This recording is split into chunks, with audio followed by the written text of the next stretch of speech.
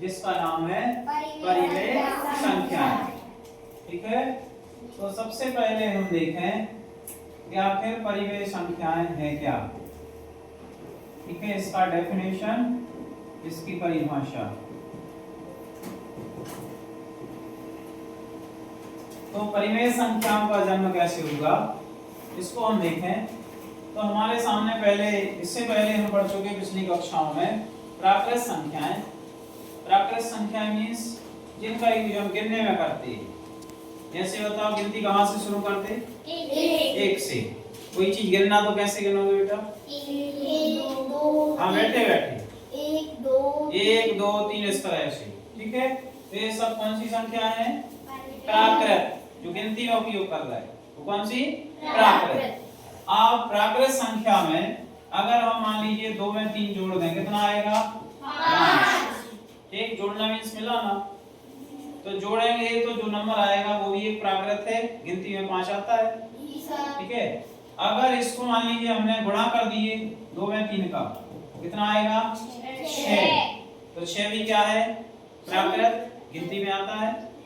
लेकिन अगर हमने इसको भाग कर दिया 2 में 3 का, क्या कर दिया? भाग। तो भाग होगा तो भाग मींस बटे होता है, तो आ जाएगा कितना? 2/3 संख्या। ठीक है, तो परिमेय संख्या कैसी रहेगी? बटे में रहेगी। क्या में रहेगी? बटे। इसको पढ़ेंगे 2/3। क्लियर? तो अब परिमेय संख्या की परिभाषा देखें हम। या फिर परिमेय संख्या होती क्या है उसको अब हम देखेंगे।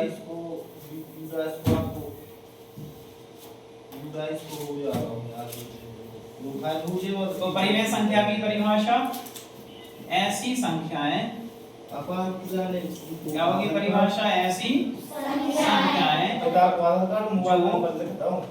काय के रूप में हो? P/Q,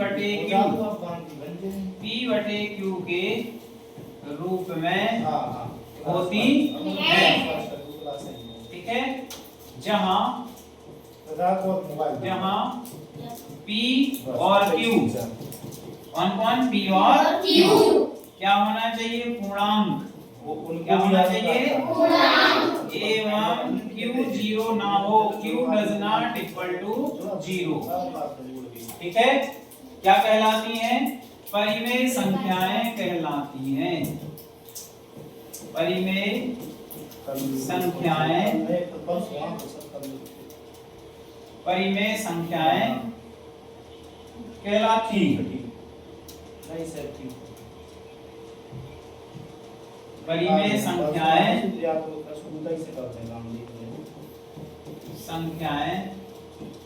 कहलाती हैं। ठीक है, तो ऐसी सभी संख्याएं जो किस फॉर्म में है? P/Q। ठीक है, लेकिन कंडीशन क्या है? P और Q क्या होना चाहिए? पूर्णांक। क्या होना चाहिए? पूर्णांक। और Q क्या ना हो? 0। Q 0 ना हो। ठीक है, उदाहरण जैसे हमने कह दिया,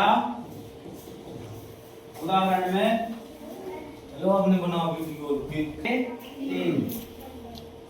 तो 2/3 क्या होगी? परिमेय संख्या।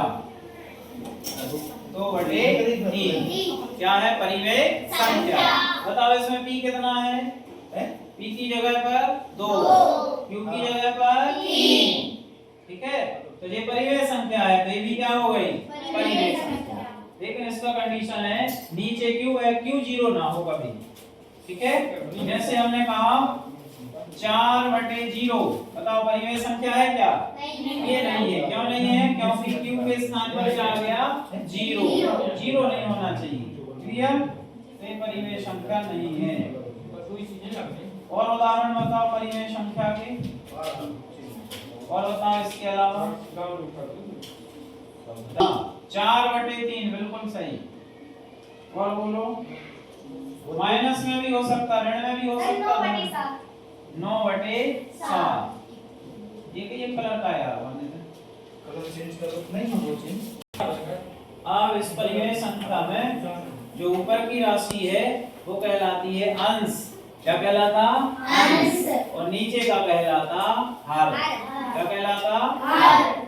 तो इसको अंश कितना है इसमें 2 दो। और हर कितना 3। ठीक है, तो पढ़ेंगे क्या 2/3। ठीक है, इसको पढ़ो, क्या पढ़ोगे 4/7।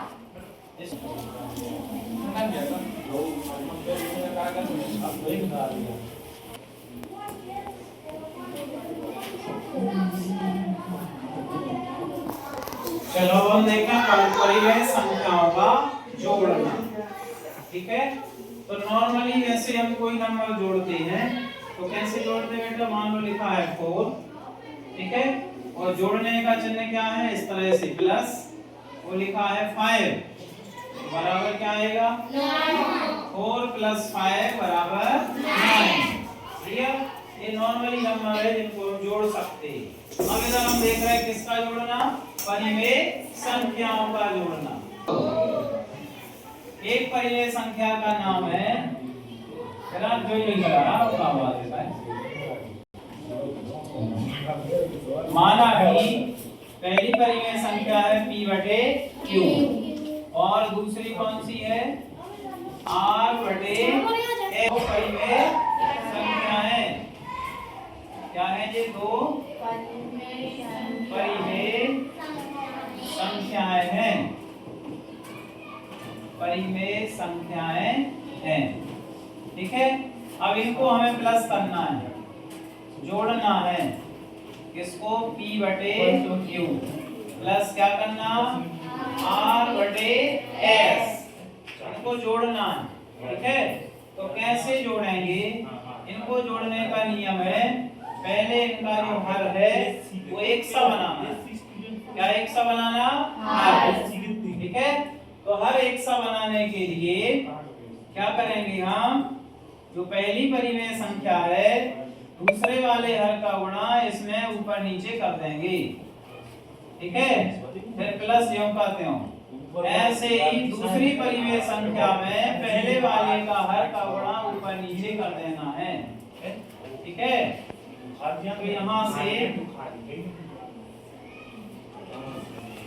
यहाँ से आ जाएगा क्या, q का गुणा इधर q का। अब इसको हम जब जोड़ेंगे तो इसका qs s की एक ही चीज लिख सका, qs ऊपर का जब का गया। अब एक एग्जांपल द्वारा देखें इसको कैसे जोड़ें।